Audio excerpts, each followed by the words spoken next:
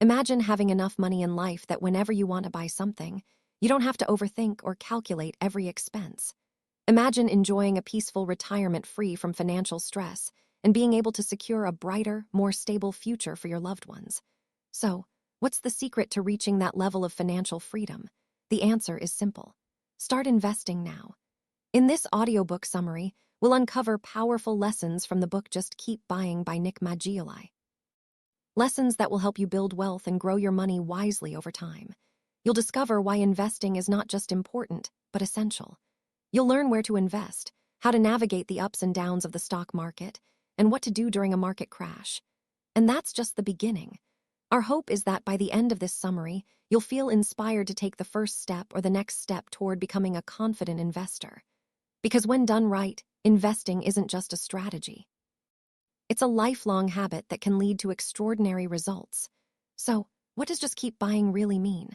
It's a philosophy, a simple yet powerful idea of consistently investing in a diversified portfolio no matter what's happening in the market.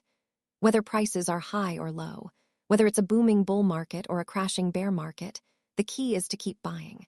Just like paying your rent or grocery bills, investing should become a regular part of your routine. This approach doesn't require perfect timing or insider knowledge. All it needs is discipline and commitment. And in today's world, it's easier than ever. Thanks to modern platforms, investors have access to free trading, low-cost index funds, and diversified opportunities. You can now own a piece of some of the world's top companies with just a few clicks. So don't let fear or confusion stop you. As you'll discover in this summary, the process of investing is much simpler than you think and far more rewarding than you can imagine. Let's begin this journey of financial growth and long-term wealth. The first chapter is why should you invest? There are 3 powerful reasons why you should start investing. To save for your future, to protect your money from inflation, and to convert your human capital into financial capital.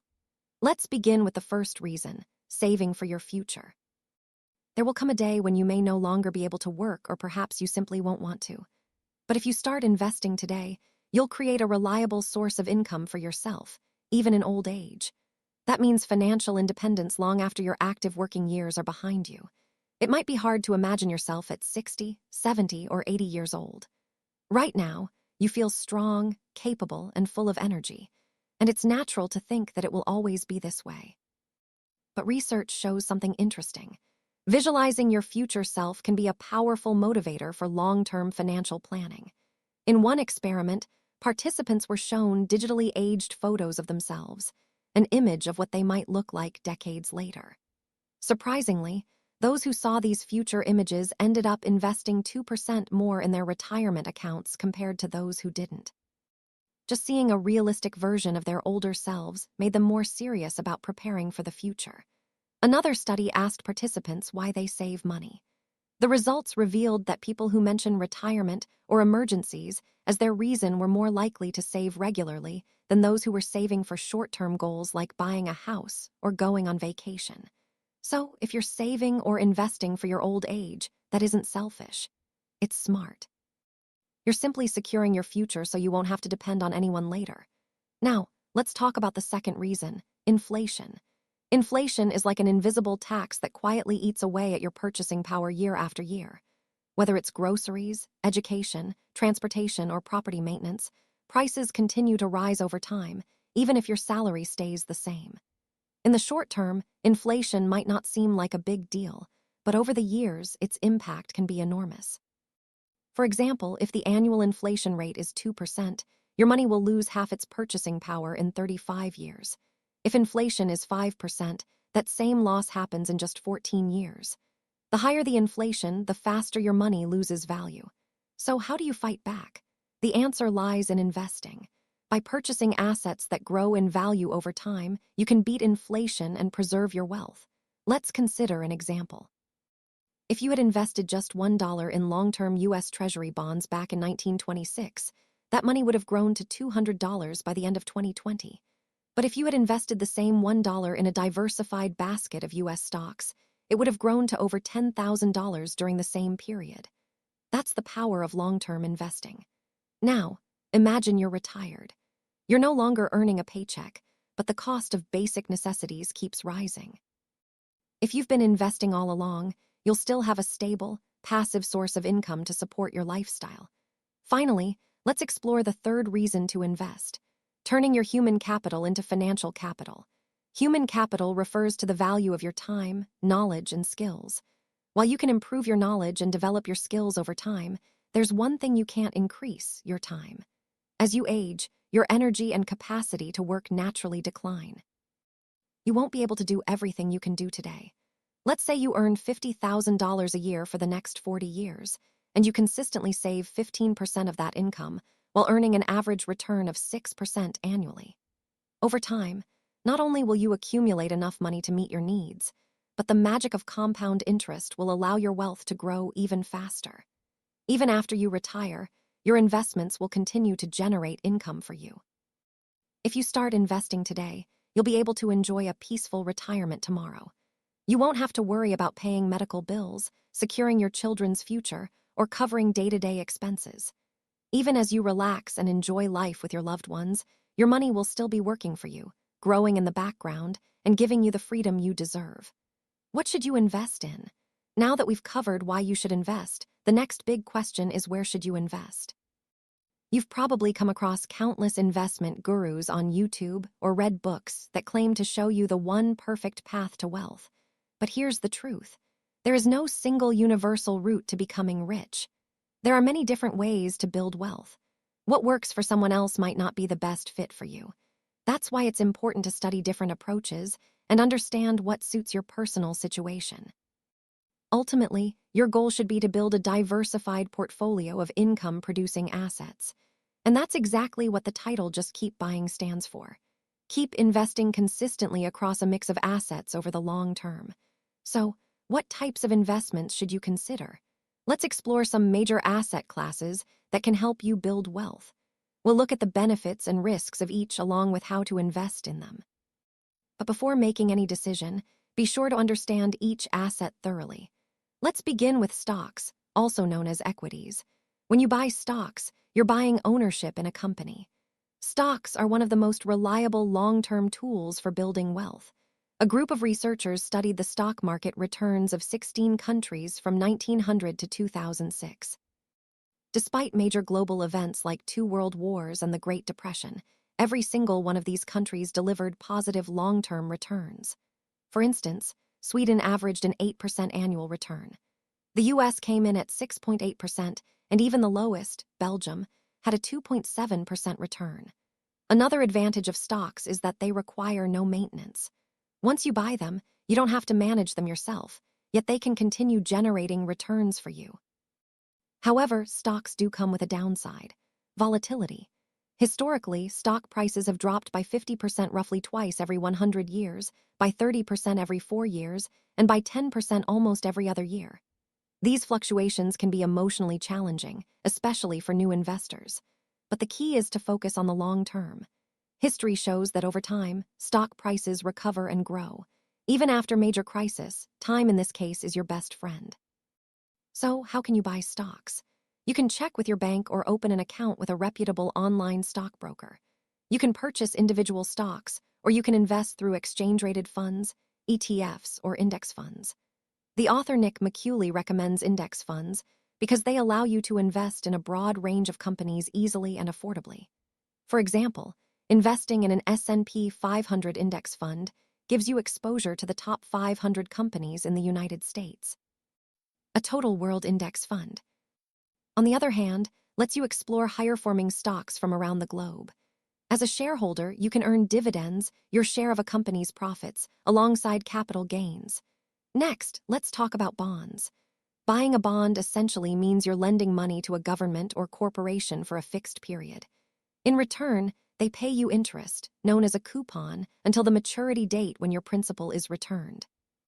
The yield from a bond is calculated by dividing the annual coupon payment by the bond's purchase price. For example, if you buy a bond for $1,000 and receive $100 annually, the yield is 10%. When most books talk about bonds, they usually refer to U.S. Treasury bonds, but there are many other types: municipal bonds, loans to local governments, corporate bonds, loans to companies, and foreign government bonds. Non-US bonds often offer higher interest rates, but they're also riskier. Why? Because unlike the US government, which can print money to pay its debts, other governments or corporations can default on payments during tough times. Since bond returns are usually lower than stock returns, they serve as a diversifying asset. They help balance risk. While they may offer modest returns, bonds are relatively safe and aren't as affected by market swings as stocks. Another reason to include bonds in your portfolio is their consistency. Even when riskier assets are down, bonds tend to provide stable returns. You can also use them as a source of liquidity. For instance, if the stock market crashes and you lose your job, having bonds allows you to sell them for cash without a major loss. But if all your money is in risky assets, you could face serious trouble. We saw this during the COVID-19 pandemic. Imagine 3 different portfolios. One with only S&P 500 stocks, another with 80% stocks and 20% bonds, and a third with 60% stocks and 40% bonds. When markets hit rock bottom in March 2020, the all-stock portfolio suffered the most. The 60-40 mix, however, held up better due to its bond allocation. In short, even with their lower returns, bonds can act as a safety net during crisis. You can buy individual bonds directly, but the author suggests investing in bond ETFs or index funds for ease and diversification. You can explore these options through your bank or a trusted online brokerage. Now, let's move on to real estate. Investing in property can be a powerful wealth-building move. You can rent it out, allowing tenants to help pay off the mortgage while you benefit from long-term property appreciation. If you take a loan to buy property, that's called leverage. For example, with $100,000, you can buy a $500,000 property by borrowing the remaining $400,000. If the property's value rises to $600,000, you can sell it, repay your loan, and still walk away with a $200,000 profit, doubling your original investment. But leverage can work both ways.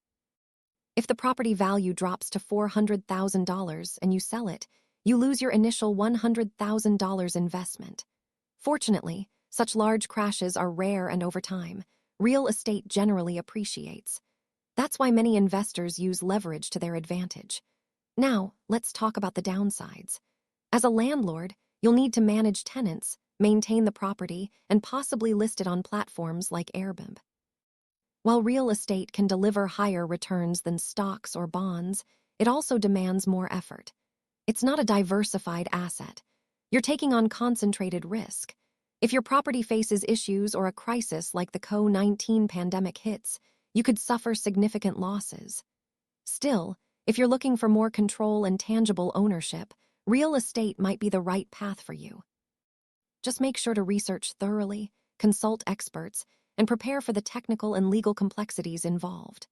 Lastly, let's explore REITs, real estate investment trusts. REITs allow you to invest in real estate without managing properties yourself. These are companies that own and operate income-generating real estate. As an investor, you earn dividends from their profits. By law, REITs are required to pay out 90% of their income as dividends. There are different types of REITs. Residential REITs own apartments, single-family homes, student housing, and more. Commercial REITs focus on office buildings, retail spaces, and warehouses. UITs can be publicly traded, private, or non-traded. Public-private are offered only to accredited investors, those with a net worth of over $1 million. Public non-traded REITs are not listed on stock exchanges, but may be available through crowdfunding platforms. Publicly traded REITs are available to everyone and can be bought like stocks. Instead of buying individual REITs, the author recommends investing in REIT index funds, which offer broader diversification. REITs often perform well in good times and can even outperform stocks.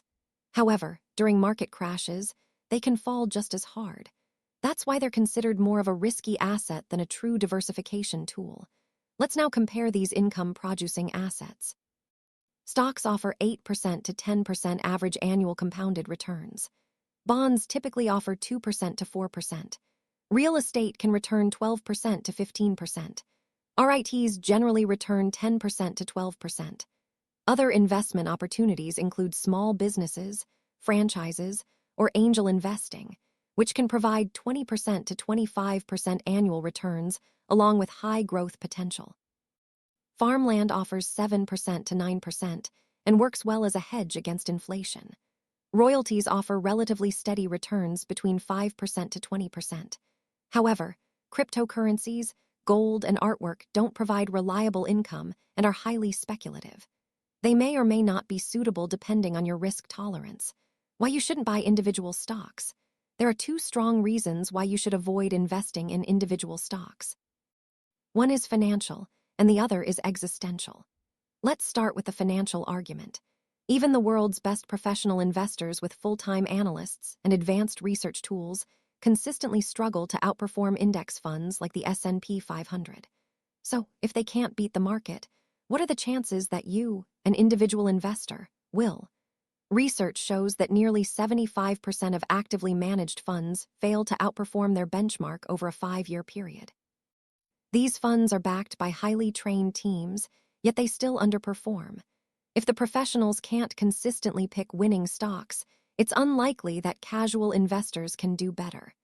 Further studies reveal that only a tiny percentage of individual stocks perform well in the long run. One research paper titled, "Do Stocks Outperform Treasury Bills?" found that between 1926 and 2016, just the top 4% of U.S. stocks were responsible for all the market's outperformance compared to Treasury bills. That means 96% of stocks either underperformed or failed to deliver any meaningful return. So ask yourself this. What are the odds that you'll pick a stock from the winning 4% rather than the underperforming 96%? To make matters more sobering, consider this. If you look at the Dow Jones Industrial Average from March 1920, none of the 20 companies that made up the index back then are part of it today. Even the biggest, most successful companies don't stay on top forever. Picking the right stock is far more difficult than it seems. Beating the market is a rare achievement, even for the most skilled investors. The odds are stacked against you, and the risks of losing money are high. This is why owning a low-cost index fund, or ETF, is generally a smarter choice. Not only does it reduce your stress, but it also lowers the chances of significant financial loss. Index funds spread your risk across hundreds of companies, offering more stability and consistent returns over time. Now, let's move on to the existential argument. This point questions your confidence and skill as an investor. How do you really know whether you're good at picking individual stocks? Will one good trade over a day, a week, or a year prove that you're a skilled investor? Probably not. In fact, it could take years to know whether your decision was based on skill or just pure luck. And even then, you'll have to wait and compare your results with an index like the S&P 500 to see if you truly did better. And here's another challenge. What if your outperformance isn't due to your analysis at all, but rather due to factors beyond your control? Suppose a stock you picked rises dramatically, not because you saw something others didn't, but simply because it got popular on social media. Would that still be considered a skill? Let's assume you're a professional investor managing a mutual fund. According to studies, even professionals tend to underperform their benchmark over a 3-year period. And when that happens, they're left wondering, was it just a rough patch, or have they lost their edge for good? That's the existential dilemma. It's mentally exhausting and emotionally draining. Analyzing individual stocks, monitoring the market, and constantly evaluating your returns can quickly become a stressful full-time job. Worse, a single drop in a stock's price can wipe out a large portion of your investment in just hours. Now, of course, we need stock pickers. Analysts and active investors do provide value. They help set prices and keep markets efficient. But for most everyday investors, there's a better way. By investing in index funds and ETFs, you can avoid unnecessary stress and reduce the risk of losing your hard-earned money. You don't have to guess which stock will win. You simply keep buying a piece of the entire market. It's not just a safer strategy. It's a smarter one. How soon should you invest? Let's brighten the mood a bit with some good news. Did you know that the stock market rises more often than it falls? In fact, throughout the 20th century, the Dow Jones Industrial Average grew from just 66 points to over 11,497. And this growth didn't happen in peaceful times. It happened while the world went through 2 major wars. The Great Depression, more than a dozen recessions, oil crises, a flu epidemic, and even the resignation of a sitting U.S. president.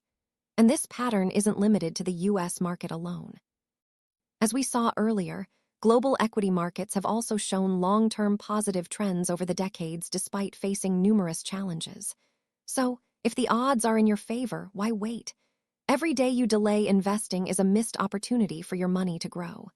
The sooner you begin, the more time you give your investments to compound and multiply. So don't wait for the perfect moment. Just get started. Now imagine you suddenly come into possession of $1 million, and your goal is to grow it steadily over the next 100 years. You have two options. You can either invest the entire $1 million today, or invest just 1% of it, that's $10,000, each year for the next 100 years. Which strategy sounds better? From a long-term growth perspective, the better choice would be to invest the entire $1 million up front. Why? Because the earlier you invest, the more time your money has to grow. If you spread it out over a century, yes, stock prices may rise, but the remaining cash sitting idle will slowly lose value due to inflation. Of course, putting all your money into the stock market at once may sound risky, but you can reduce that risk by building a diversified portfolio, perhaps 60% in stocks and 40% in bonds. This way, you still give your money the power to grow while protecting yourself from major losses. In fact, a 60-40 portfolio can outperform a strategy where you invest $10,000 in stocks every year, even though that approach is 100% invested in equities. That's the power of time and smart asset allocation. Now, maybe you don't have $1 million lying around, and that's okay. What matters is this: the stock market generally goes up over time. So the best time to invest isn't someday, it's now. By investing early, you not only give your money more time to grow, you also shield it from the slow poison of inflation. And most importantly, you take meaningful steps toward building a secure and comfortable retirement. So don't wait for the stars to align. Just keep buying. Start today. Why? You shouldn't fear volatility. Here's another piece of investing advice that may surprise you. The biggest risk is not taking any risk at all. If you're afraid of stock prices falling and avoid investing because of that fear, you'll miss out on one of the greatest opportunities to grow your money. To succeed as a long-term investor, you must learn to accept volatility, market unpredictability, and the inevitable dips along the way. Let's consider a thought experiment. Imagine there's a magical genie who appears at the end of each year and tells you how much the U.S. stock market might drop at its worst point during the next year. Now, this genie can't tell you which individual stocks to pick or how the market will perform overall, but it can tell you the maximum intra-year drawdown, meaning the largest drop from the market's high to its low in a given year. Here's the question. At what point would you decide to exit stocks and move into bonds? What if the genie tells you the market could drop 40% next year? Would you still invest? What about a 20% drop? What's your personal limit? Before you answer, here's some context that might help. From 1950 to 2020, the average maximum intra-year drawdown for the S&P 500 was around 13.7%. The worst single-year drop happened in November 2008, when the index fell by nearly 48%. Now, let's explore a few possible scenarios. Scenario 1, suppose you're a very conservative investor. You tell the genie you won't invest in stocks during any year when the market is expected to drop by 5% or more. This strategy is known as avoid the drawdown. In this case, you'd move your money entirely into bonds during those volatile years. But if you had followed this strategy from 1950 to 2020, you'd have ended up with 90% less wealth compared to someone who simply followed a buy and hold approach, staying invested in stocks throughout regardless of market swings. Why? Because markets experienced 5% drops almost every year. In fact, there were only 7 years in that entire 70-year span when the drawdown was less than 5%. So, by avoiding risk, you would have also avoided most of the stock market's growth. Scenario 2. Now, let's say you only skip years when the market is expected to drop by more than 40%. In this case, you would have only exited the market in 2008. And yes, this strategy might slightly outperform buy and hold, but the difference would be minimal. So we see two extremes. Avoiding all volatility results in massive underperformance while trying to dodge only extreme crashes barely offers an edge. This leads to a more balanced strategy. Avoid investing in stocks only in years when the expected drawdown is greater than 15%. In this scenario, you'd shift to bonds during highly volatile years and invest in stocks during the rest. This method offers a good balance between minimizing risk and maximizing long-term wealth. Under this strategy, you'd be out of the stock market about 1/3 of the time, only during years with high volatility. But if you tighten your tolerance to 20% or 30% drawdowns, you'll end up staying in the market during its worst periods and lose money instead of gaining. Now, here's the catch. There is no genie. There's no way to predict future drawdowns with certainty. You can't know in advance whether the market will drop 5%, 15%, or 40%. And because predicting future volatility is impossible, there's only one solution. Diversify your portfolio.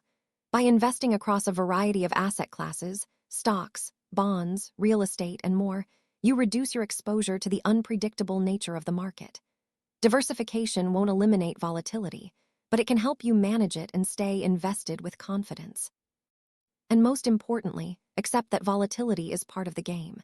If you can't stay calm when the market drops by 50%, which historically happens about once every century, then perhaps investing isn't for you. But if you can stay the course, that's how you win the long game. Because in the world of investing, fear is expensive and patience is powerful. How to buy during a crisis. The COVID-19 pandemic shook the entire world, and the financial markets were no exception. On March the 23rd, 2020, the S&P 500 index had fallen by 33% from its recent high. If you were an investor during that time, what would you have done? Would you have panicked and sold your stocks? Or would you have held your ground, staying calm in the face of lockdowns, business closures, and overwhelming uncertainty? A famous quote from Baron Rothschild, an 18th century banker, gives us something to think about. He once said, "The best time to invest is when there's blood in the streets." Rothschild grew his wealth during the chaos of the Battle of Waterloo when most investors were fleeing. His philosophy still holds true today. When prices are low and fear is high, that's when opportunity is greatest. If you buy when the market crashes, your investments can grow dramatically as the market recovers. Let's take a historical example.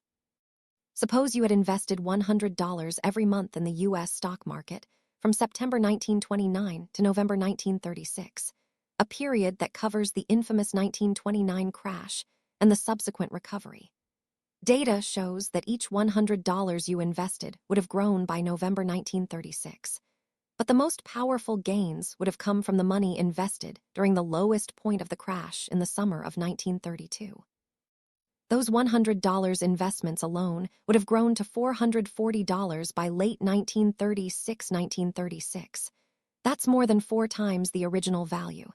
And this kind of explosive growth during a recovery isn't unusual. In fact, most market crashes can lead to 50% to 100% gains in the recovery that follows. Why does this happen? It's a simple but powerful mathematical truth. Recovering a loss requires a much bigger percentage gain.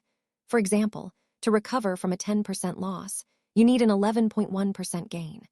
A 20% loss requires a 25% gain. A 50% loss, you need a 100% gain to break even. If you were to plot this relationship on a graph, it would show an exponential curve illustrating how deep losses require even steeper gains to recover. Take March 23rd, 2020. Again, the S&P 500 was down 33%. According to the math, it needed a 50% gain to return to its previous high. And it did exactly that. In just 6 months, investors who had the courage to buy during that crash saw their money grow by 50% in half a year. Still need more proof? Let's look at data from every time the market dropped by 30% or more between 1920 and 2020. If you had invested during those drawdown months, your chances of earning less than 5% annually were under 10%. More than half the time, you would have earned over 10% annualized returns. Now, here's the kicker. If the market had dropped by 50% and you invested at that point, your odds of earning over 25% annualized returns were greater than 50%. In other words, there's no need to fear market crashes. They often offer the best opportunities to invest and grow your wealth. Historically, markets tend to recover completely within a few years or at most a decade.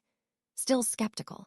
A study of 39 countries from 1814 to 2019 found that the probability of inflation overpowering long-term stock market returns was just 12%.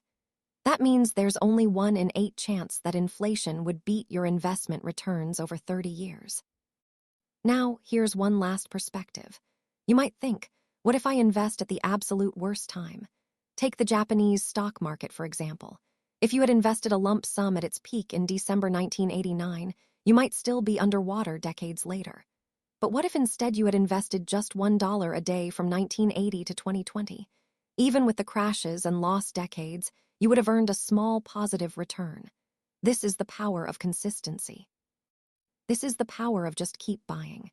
So ask yourself, will you sit on the sidelines paralyzed by fear every time there's a crash?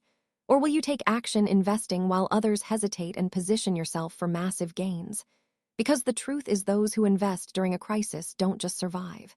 They build real wealth. Eventually, stock prices will climb 25%, 50%, maybe even 100%.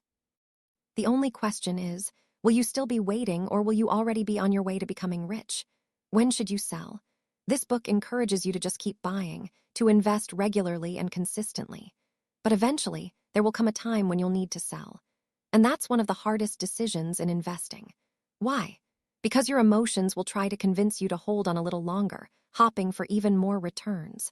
Or they'll urge you to sell immediately to avoid potential losses. To avoid falling into that emotional trap, you need to be clear about one thing.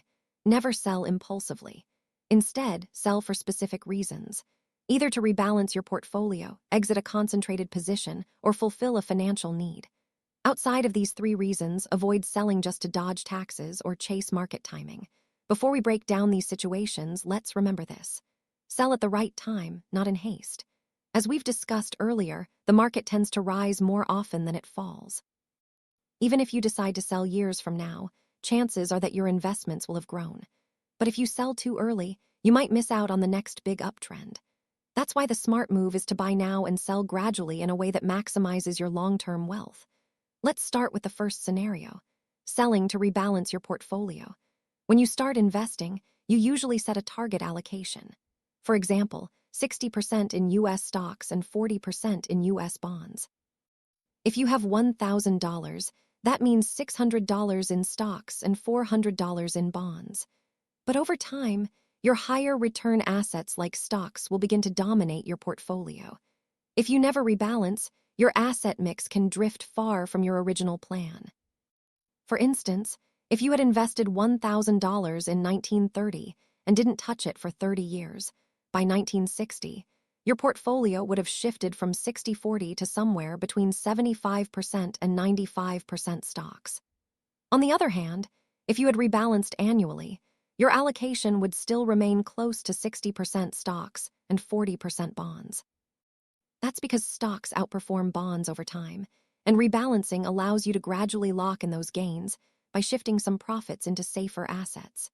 Yes, the never rebalance strategy may outperform slightly due to higher stock exposure, but smart investors rebalance to control risk. The goal of rebalancing isn't to maximize returns. It's to protect against unwanted volatility. Without it, your portfolio could morph into something far riskier than you originally planned. Annual rebalancing is often the most practical approach.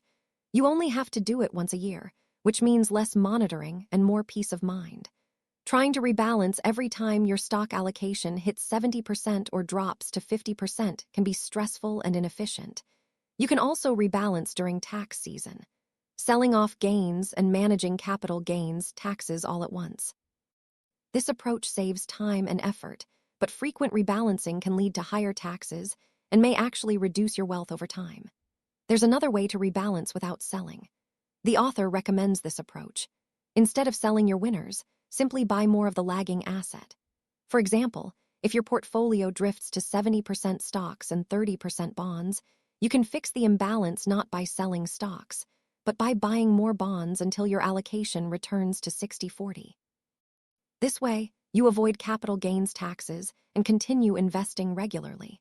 Especially useful during market downturns, when buying more can yield better results. However, this strategy works best for investors still in the accumulation phase. If your portfolio has already grown significantly, continuing to buy more might not be feasible. In such cases, selling to rebalance may be necessary, but try to minimize how often you sell to avoid unnecessary tax costs. Let's move on to the second reason to sell: exiting a concentrated position. This means having a large portion of your wealth tied up in a single asset or stock. For example, if you work at a company that offers equity compensation, over time, you might find that a significant part of your net worth is linked to that one stock. That's not necessarily a bad thing until it is. As your position grows, it's wise to start selling small portions to reduce your risk.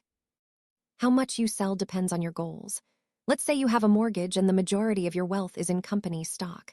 You could sell a portion to pay off the mortgage. Yes, that stock might grow faster than your home's value, but that growth is just a possibility. Your mortgage, however, is a guaranteed obligation. You could sell 10% each month or offload 50% at once and hold the rest. That's up to you. But one rule stands: don't sell it all at once. Large sales can lead to hefty tax consequences, and you might regret it if the stock price rises later. That said, remember this: individual stocks often underperform indexes like the S&P 500 over time. So ask yourself, what level of risk are you comfortable with? And based on that, plan your selling strategy. Finally, let's discuss the third reason to sell: to enjoy your life. Whether it's funding a comfortable retirement or taking a summer vacation, paying for your children's education, or covering your family's health care, using your money is not a bad thing. The author highlights a concept called diminishing marginal utility. This means that the more you have of something, the less valuable each additional unit becomes. For example, increasing your wealth from $0 to $1 million brings much more happiness than increasing it from $1 million to $2 million. Once your family's needs are taken care of, additional luxury doesn't add much joy. But giving your loved ones meaningful experiences, that's priceless. So yes, selling isn't a failure. It's a part of the game. The real purpose of investing isn't just to grow your net worth.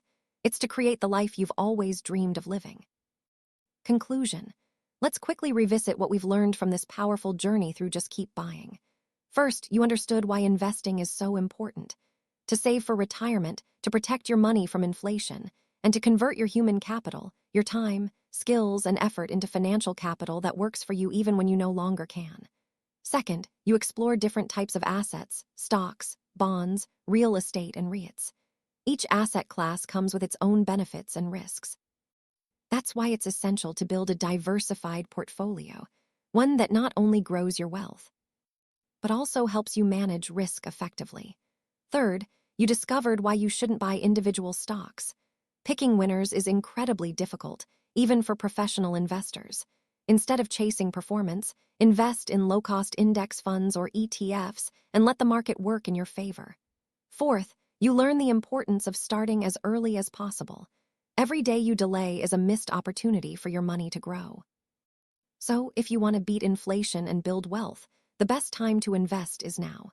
Fifth, you realize there's no need to fear market volatility. Trying to time the market or avoiding it during downturns only causes you to miss out on valuable opportunities. Instead, focus on building a diversified portfolio and stay invested for the long term. Sixth, you learned how powerful it is to keep buying even during a crisis.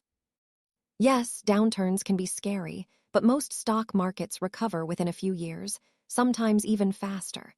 And because every percentage of loss requires an even larger percentage of gain to recover, buying during crashes often leads to the highest rewards. In other words, crisis creates opportunity. Finally, you discovered when it makes sense to sell. Don't let emotions guide your decisions. Instead, sell only to rebalance your portfolio, to exit a concentrated position, or to fulfill important financial needs. Selling at the right time and for the right reasons helps you stay on track while minimizing unnecessary stress and taxes. Every day, we're faced with financial decisions, all while being uncertain about the future. We don't have a magic lamp. We don't have a time machine, but what we do have are timeless principles. Principles that you've now heard in this summary. If you follow these simple guidelines, you'll be well on your way to long-term financial success. Yes, you can become wealthy, but it all starts with one decision: Start investing as soon as possible. So no matter where you're starting from, no matter what's happening in the world, just keep buying.